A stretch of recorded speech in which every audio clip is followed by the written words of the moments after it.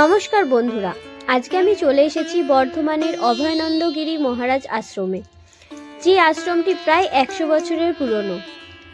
অন্যান্য কালী মন্দিরের মতনই আমাদের বর্ধমানে এটি একটি অন্যতম কালী মন্দির।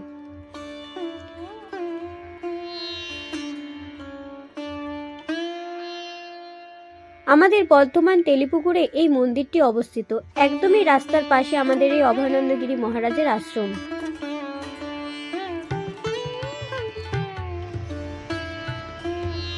একজন সন্ন্যাসী, যাকে গ্রামবাসীরা পরীক্ষা করার জন্য মাটির নিচে, মানে 5 ফুট লম্বা ও 4 ফুট চওড়া মাটির নিচে পুঁতে সিল করে দেওয়া হয়। তারপর গ্রামবাসীরা 10 দিন পরে মাটি খুঁড়ে দেখেন তিনি একদম জীবিত অবস্থায় ফিরে এসেছেন এবং সাথে করে নিয়ে এসেছেন দুটি মন্ত্র। সেই মন্ত্র দুটি হলো ওং এবং ক্লিং। এরপর তিনি মা কালীর স্বপ্নাদেশ পেয়ে বর্ধমান চলে আসেন এবং এই মন্দিরে তখন যারা ছিলেন তখন তাদেরকেও মা কালী স্বপ্নাদেশ দিয়ে বলেন যে এই মন্দিরে একজন মহারাজ আসবেন, তাকে যেন আপ্যায়ন করা হয়। সেই মতন তিনি বর্ধমানে আসেন এবং একটি পুলিশের ঝামেলায় পড়ে যান, কারণ সেই সময় এক সন্ন্যাসী বাচ্চাকে মেরে ফেলার অভিযোগ ছিল তার উপর। এবং এই মহারাজ যখন এখানে আসেন, পুলিশ সেই সন্ন্যাসী এনাকে ভেবে তাকেই তুলে নিয়ে যান। যদিও পুলিশের ভুল ভাঙার পরে তিনি ছাড়া পেয়ে যান, কিন্তু তিনি তো মাত্র দুটো মন্ত্র নিয়ে এসেছিলেন, ওং এবং ক্লিং। তাহলে বাকি দুটো মন্ত্র কোথা থেকে এলো?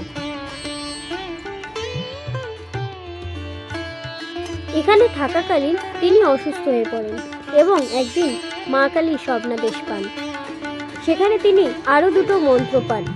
তখন তিনি এই 4টি মন্ত্র সাজিয়ে এই মন্দিরের নামকরণ করেন। তাই এই মন্দিরের নাম হয় ওং হোং ক্লিং ক্লিং।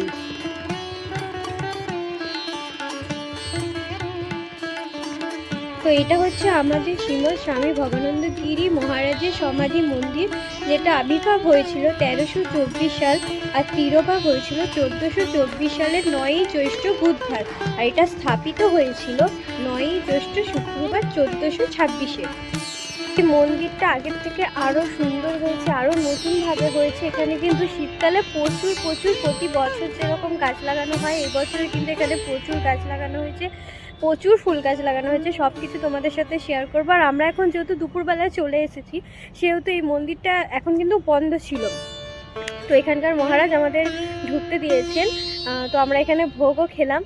খুব ভালো লাগলো। এখানে যে কপালে তো ঠাকুরের ভোগ সবার জোটে না, ধরো আজ আমরা এসেছিলাম খেয়ে দেই, কিন্তু এখানে এসে যে ভোগ পাবো সেটা আশা করিনি। বাট ভোগ খেয়ে সত্যি ভীষণ ভালো লেগেছে। এবার তোমাদের গোটা মন্দিরটা ঘুরিয়ে দেখাবো, আর মন্দিরটা একটু পরেই খুলে যাবে। তো সব কিছু তোমাদেরকে ঘুরিয়ে দেখাবো, তোমরা ভিডিওটা পুরোপুরি দেখতে থাকো। মন্দিরের ভেতরে রয়েছে একটি শিব মন্দির, যে মন্দিরটি সকালবেলাতে খোলা থাকে, বিকালে কিন্তু এটি বন্ধ থাকে। আর তোমরা যদি মন্দিরে ভোগ খেতে চাও, তাহলে এই মন্দিরে সকালবেলায় 8টার আগে তোমাদের এখানে এসে বলতে হবে এবং তারা ভোগের ব্যবস্থা করবেন। প্রতিদিন এখানে ভোগ খাওয়ানো হয়। আর তোমরা যারা মন্দিরের অ্যাড্রেসটা জানো না, তো বর্ধমান স্টেশন থেকে যারা আসবে তারা কিন্তু তেলিপুকুরের টোটো ধরবে। এখান থেকে তেলিপুকুরের ভাড়া নেওয়া হয় কিন্তু 20 টাকার মতন। একদম রাস্তার পাশেই কিন্তু তোমরা এই মন্দিরটা দেখতে পেয়ে যাবে।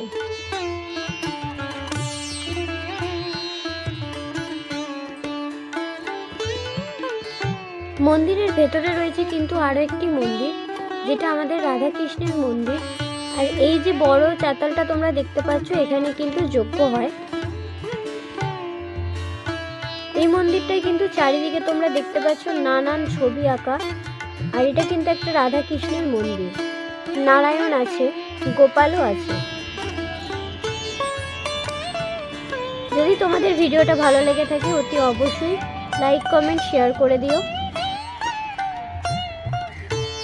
আর যারা আমার চ্যানেলটাকে এখনো সাবস্ক্রাইব করে রাখেনি, তারা ঝটপট গিয়ে চ্যানেলটাকে সাবস্ক্রাইব করে দিও। সবাই